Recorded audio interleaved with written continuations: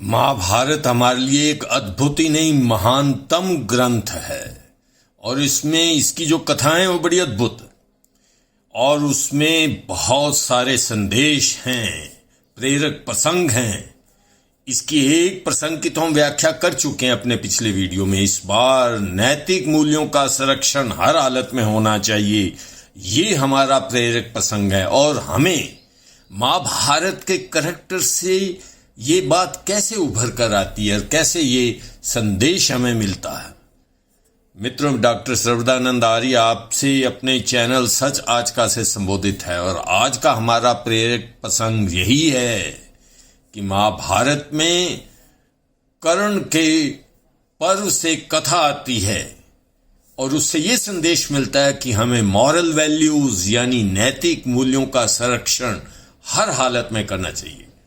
मित्रों, मैं आपसे एक बात की चर्चा करना चाहता हूं। कर्ण ने कौरवों का साथ दिया और कौरवों को बुरा माना गया। आज भी हमारे देश में जब महाभारत पढ़ा जाता है तो पांडवों की जय जयकार होती है और कौरवों का सर्वनाश हुआ, ये भी ठीक है, और उसमें कर्ण भी मारा गया। परंतु आज भी हमारे समाज में लोग अपने बच्चों का नाम, बेटों का नाम कर्ण रखते हैं। कोई भी अपने बेटे का नाम दुर्योधन या दुशासन नहीं रखता, ये महाभारत के करैक्टर हैं। और विभीषण भी नहीं रखता रामायण के उस करैक्टर के नाम पर जिसने कि अपने भाई के खिलाफ प्रभु श्री राम की सेना को सहायता दी थी। परंतु कर्ण को आज भी बहुत सम्मान की दृष्टि से देखा जाता है, इसलिए हम अपने बच्चों का नाम कर्ण रखते हैं। तो महाभारत के कर्ण पर्व से जो एक कथा आती है उसकी चर्चा मैं आपके सामने करता हूं और उससे क्या संदेश मिलता है इसकी बात करता हूं।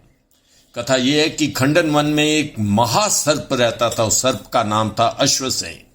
वन में आग लग गई और ऐसा लगा कि वन में आग अर्जुन ने तीर चलाया उसकी वजह से लगी और उस अग्निकांड में अश्वसेन की माता मर गई, सारा परिवार जल गया।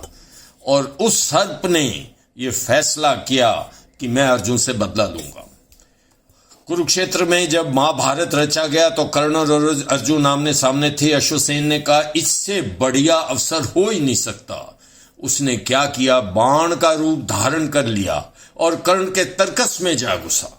आप जानते हैं कि कर्ण और अर्जुन की लड़ाई में कर्ण का जो रथ चला रहे थे वो महाराजा शल्य चला रहे थे। बहुत बड़े रथी थे, बहुत बड़े महारथी थे। उन्होंने जब कर्ण ने उस बाण को उठाया जिसके अंदर अश्वसेन समाया हुआ था तो शल्य ने कहा भी कि कर्ण ये बाण कुछ बेतुका अजीब से है और ये तुम यदि मारने के लिए अर्जुन को चला रहे हो तो मुझे लगता है कि तुम्हें दूसरे बाण का प्रयोग करना चाहिए और इसको उतार दो और दूसरे किसी बाण को, क्योंकि बड़ा ये टेढ़ा मेढ़ा सा बाण मुझे लगता है। कर्ण ने कहा कि शल्य देखिए, मैं लक्ष्य को एक बार देखता हूं और बाण को एक बार धनुष पर चढ़ाता हूं, उसे नहीं उतारता। इतना कहकर उसने बाण को छोड़ दिया। श्री कृष्ण समझते थे इस बाण की महिमा को और बाण जो सत्यानाश कर सकता था। उन्होंने इस महाभयंकर बाण को देखते हुए रथ के घोड़ों को जमीन पर बिठा दिया। बाण ने फिर भी प्रहार किया और रथ में सारथी और दूसरों को मारता हुआ अर्जुन के मुकुट को भी काट दिया, परंतु अर्जुन का सिर बच गया। अश्वसेन का क्रोध, उस नाग का क्रोध शांत नहीं हुआ। अब वो नाग के रूप में आया और कर्ण के सामने आ गया। उसने कहा कर्ण देखिए, पिछली बार जब तुमने मुझे चलाया तो मेरा पराक्रम तुम्हें जाना ही नहीं और वैसे ही बाण को चला दिया, सावधानी से अर्जुन बच गया। अब ध्यानपूर्वक मुझे छोड़ो, मैं तुम्हारे बाण में फिर समाता हूं और अर्जुन की निश्चित रूप से मृत्यु होगी। कर्ण ने कहा कि मित्र तुम कौन और मेरे तर्कस में क्यों प्रवेश करते हो। अश्वसेन ने कहा कि मैं विकराल विषधर हूं, महासर्प हूं, अर्जुन ने मेरा देश चलाया, मैं अर्जुन को जला दूंगा, इसलिए मैं तुम्हारी सहायता से अपने शत्रु से प्रतिशोध लेना चाहता हूं। कर्ण ने कहा हे नागराज, मैं तुम्हारी प्रशंसा करता हूं, परंतु मैं क्षत्रिय हूं, अपने पुरुषार्थ से विजय प्राप्त करना चाहता हूं।